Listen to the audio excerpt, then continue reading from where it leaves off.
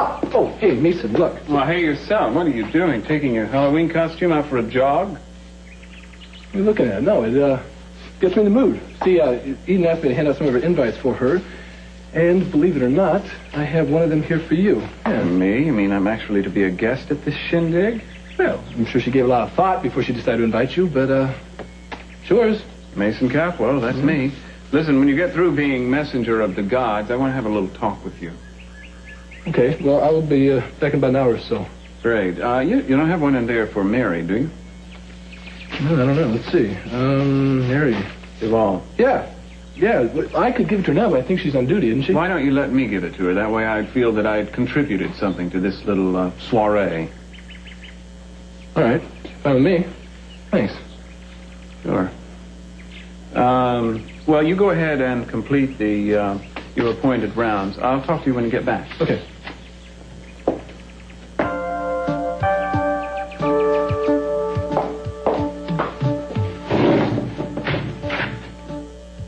Just as I thought.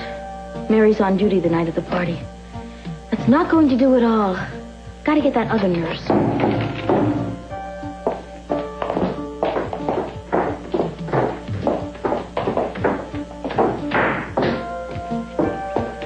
Mary!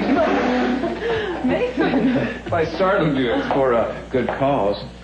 What I have here is the hottest ticket in town. It's an invitation to my sister's party next Wednesday night. I can bring a guest, but I haven't decided who to invite. Well, I'm sure that you must know hundreds of available women who would be delighted to be asked by you. Oh, I know, but that would involve picking up the phone and then dialing, talking into it. I really don't have the energy for that sort of thing. I've got a better idea. What? Why don't you come with me? I'd feel much safer if you were there, just in case I felt faint because of my bullet wound or my old polo injury started acting up. Well, if I can be useful. Oh, you would be enormously. Well, I'll have to check my schedule. Wednesday Yep. night? Yeah.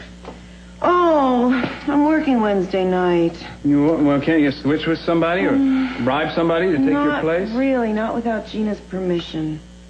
You need Gina's permission, huh? Yeah, well, I wouldn't mind asking her, but, she's been very, unpredictable lately. I don't know how she'd react. Why don't you let me worry about Gina? You want to ask her for me? No, I'll just exert a little undue influence, as it's called. You just worry about what you're going to wear. You see, at best, we're on speaking terms. Really? Jack connected you with Eden. You're certainly profiting from that. Sure, but I had to prove myself to Eden, not to him. You see, with Jack, it's a little bit like an armed truce. I mean, I take aim, but I don't fire. I'm sorry. That's probably an unpleasant way for you to have to live.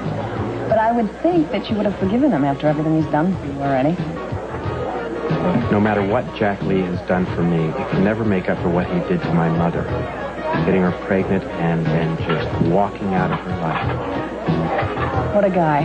All right, anyway, when he found you and he offered you your help, did you seem to take it up without any reservations at all? Oh, sure, because I felt then and still do that he owed it to me. Does he have any idea that you feel this sort of resentment for him? I haven't made an issue of it.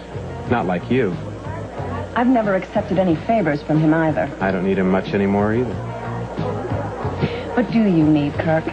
I'm really curious to know what the grand plan is for Kirk Cranston.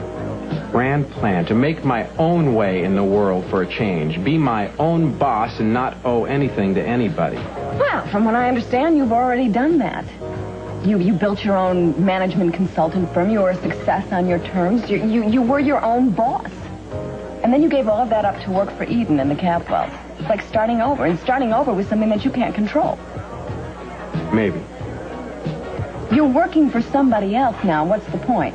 Oh, I just saw it a good chance to jump in there. I don't know. No, it's not a good chance at all. It's a giant step backwards. You wanted autonomy, and you had it. I don't understand. This doesn't seem to add up at all. It's Eden. It's Eden, isn't it? That's it. I'll be darned. I'll be darned. You are just like your father, whether you like it or not. Chasing after impossible women. Julia, like I said, maybe. Eden, huh? Has she launched 1,000 ships, too? Oh, come on. Kirk Cranston, are you sweating him? No, it's not like that. It's not anything to do with Eden. It's Cranston himself. Oh. Listen, man, there's something about the guy. He's a threat. What threat? You are imagining things. Nick.